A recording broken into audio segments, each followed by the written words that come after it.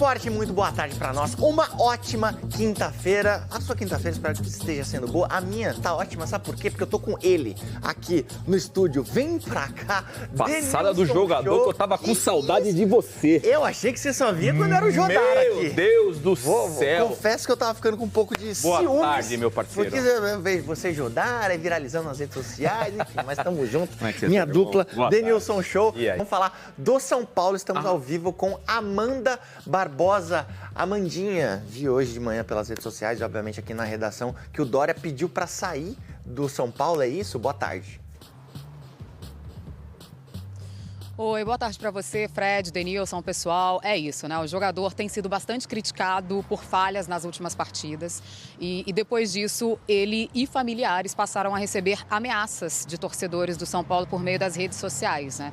O jogador também enfrenta algumas questões pessoais, com um caso de doença grave na família, e isso tem deixado ele desconfortável, acabou motivando esse pedido de rescisão contratual. A gente lembra que o Dória foi anunciado em janeiro, tem contrato até o fim de 2027. A gente deve acompanhar entre hoje, os próximos dias, um desfecho para essa situação do Dória. Agora há pouco eu vi que o Rui Costa deixou aqui o CT da Barra Funda, a gente vai acompanhando.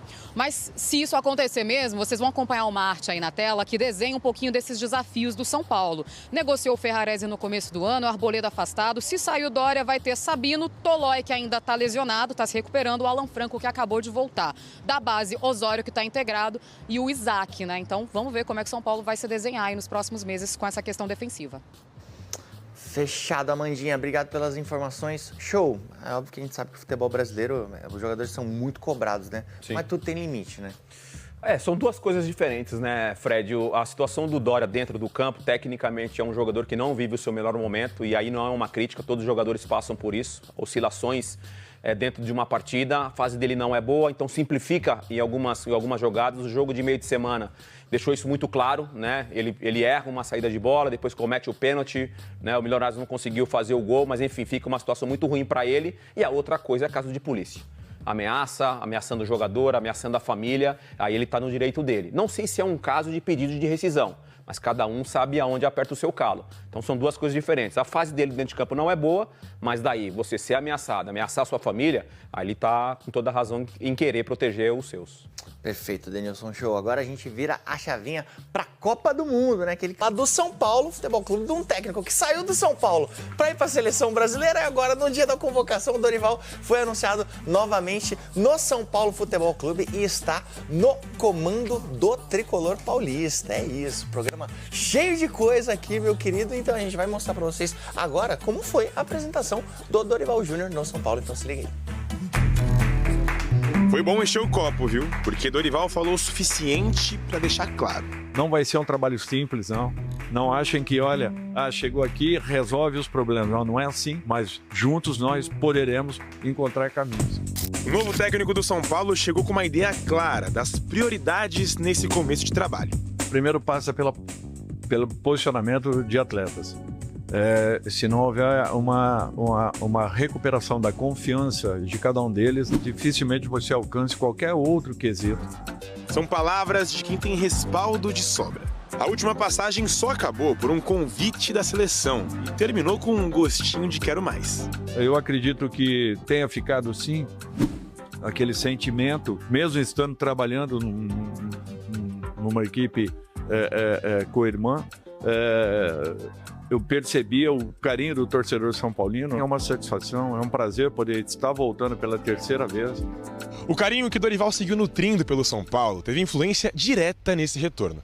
Demitido há pouco mais de um mês do Corinthians, ele confessou que não pretendia assumir trabalho nenhum agora, mas repensou e disse que abriu mão de compromissos pessoais para estar aqui. Quando eu recebi a ligação do presidente, eu entendi aquilo que vinha acontecendo e, enfim... eu tinha uma viagem marcada, inclusive, para fora, mas acabei repensando toda essa situação. E eu tenho um compromisso com o São Paulo, eu assumo esse compromisso e vou procurar entregar o meu melhor aqui dentro. O executivo de futebol Rui Costa esteve ao lado do treinador e comentou as críticas que vem sofrendo.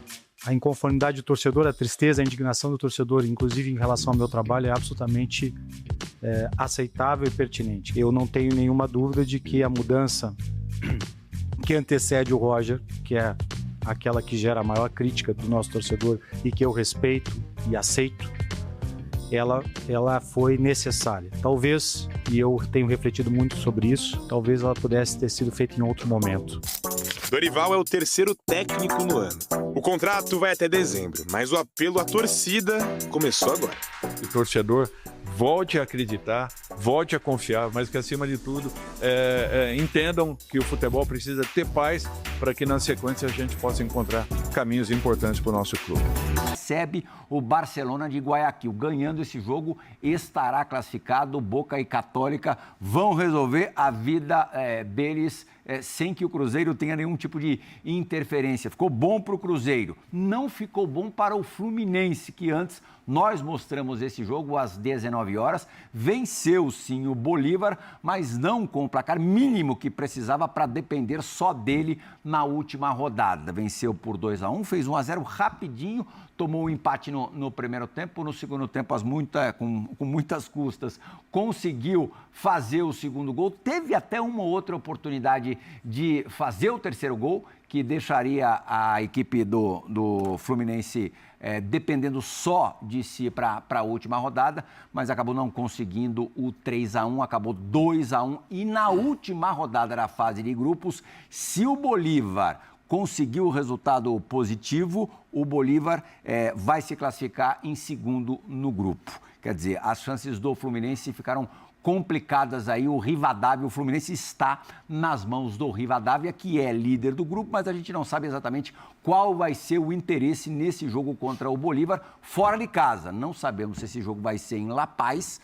Existe um caos instalado nesse momento na Bolívia. Muitos jogos, todos os jogos, né, dessa semana foram transferidos para outros países, tanto da Libertadores quanto da Sul-Americana. A gente não sabe em que pé que vai estar a situação na semana que vem. Para o Fluminense seria ótimo, não que isso continuasse, que o conflito lá político, econômico, social continuasse.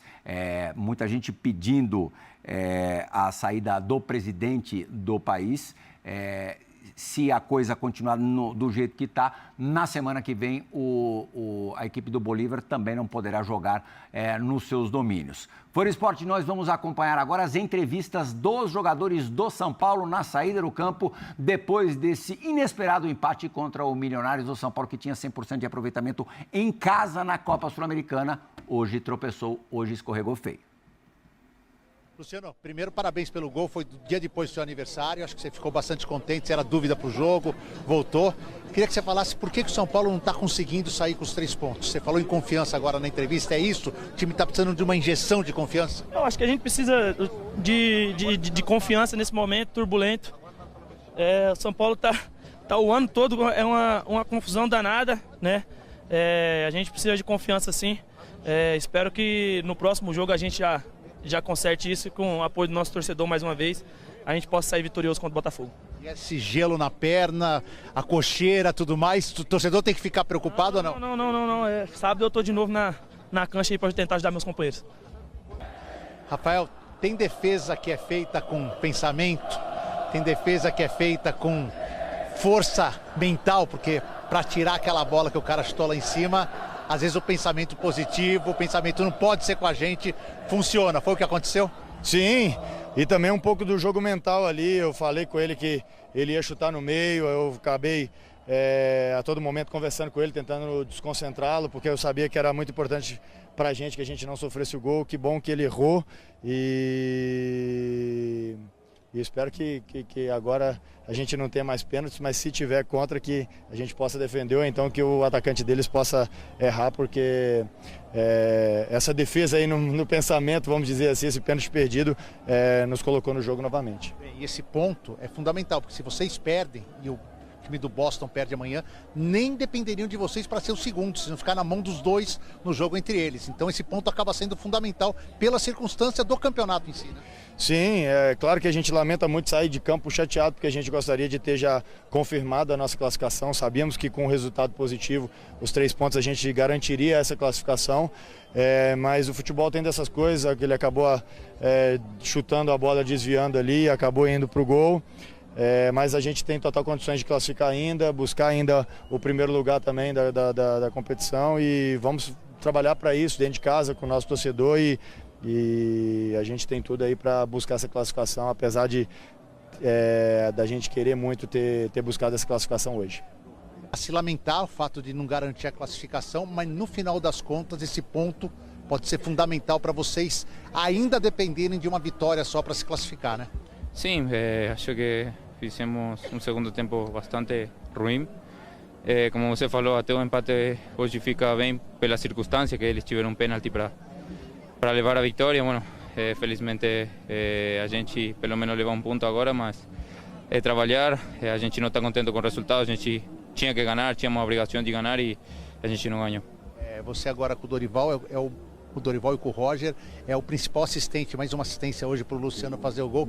Como é que você está vendo essa sua participação em tantos gols na temporada, às vésperas de uma Copa do Mundo que você estará defendendo a seleção do seu país?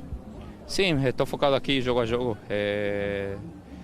Se posso contribuir ajudando com gol, assistência, melhor ainda, mas meu trabalho é jogo a jogo, tentar aproveitar a oportunidade que o treinador passa para mim, a confiança, e agora descansar, final de semana estou suspenso e tentar fechar a classificação aqui em casa com Boston River. Obrigado.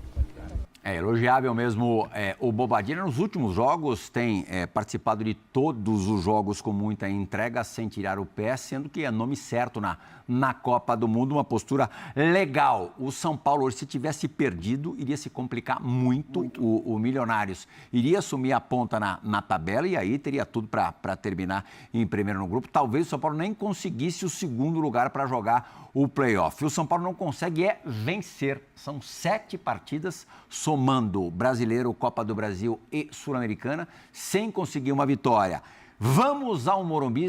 Elton Serra, que comentou essa partida ao lado do Silas, e o Vitor Birner, que passou o dia todo lá no Morumbi, desde o início ali da tarde, dentro da nossa programação. Quero saber dos dois como viram aí de perto o São Paulo jogar uma partida que poderia praticamente lhe assegurar a classificação às oitavas de final da Copa Sul-Americana, talvez não medindo os riscos de não vencer, como aconteceu. O empate pode ser bastante prejudicial para o São Paulo. O O'Rings teria que ganhar os 2 jogos, o que não é fácil, mas pode acontecer. Não pode, Elton? Não pode, Birner? Boa noite. Boa noite, Plihal, para você, para os companheiros, fãs de esportes. Estive aqui por 90 minutos comentando esse jogo e eu queria passar a bola para esse senhor, jovem senhor que está aqui do meu lado. Senhor, posso chamar de senhor, né? Como você quiser, Elton. Boa noite a você, aos amigos do estúdio, aos fãs e às fãs do esporte. Eu acho que o jogo acabou sendo, Plihal, muito reflexo do que a gente sente quando chega ao Morumbi hoje em dia, porque o São Paulo é um clube em crise. O Luciano falou na saída, é um time bagunçado, né, com várias mudanças, com o treinador chegando para tentar trazer a paz, não só ao elenco, mas a tudo que está ligado ao futebol do São Paulo. E eu acho que o jogo hoje foi muito reflexo disso, porque até nos momentos de superioridade do São Paulo, a gente viu um time com bastante espaço, depois de fazer o gol rapidamente, aos 9 minutos com o Luciano, para achar um contra-ataque e erra a finalização, erra o último passe, eventualmente dá espaços para o contra-ataque sem nenhuma necessidade. Quer dizer, é um time, assim, eu não vou dizer que o time é perdido, mas é um time assim que pensa menos do que precisa pensar o jogo de futebol para poder tirar dos seus jogadores o melhor que eles podem oferecer. O São Paulo com problemas de lesões, com alguns jogadores atuando bem abaixo. A gente vai falar daqui a pouquinho do Dória, né, que foi xingado pela torcida depois de uma outra falha. Mas eu acho que a questão não é só o Dória. O São Paulo teve chances para fazer gols, poderia ter resolvido a partida, toma um gol e quase sai do Morumbi derrotado. Assim, é o clichê, o beabá do time em crise, Pirral.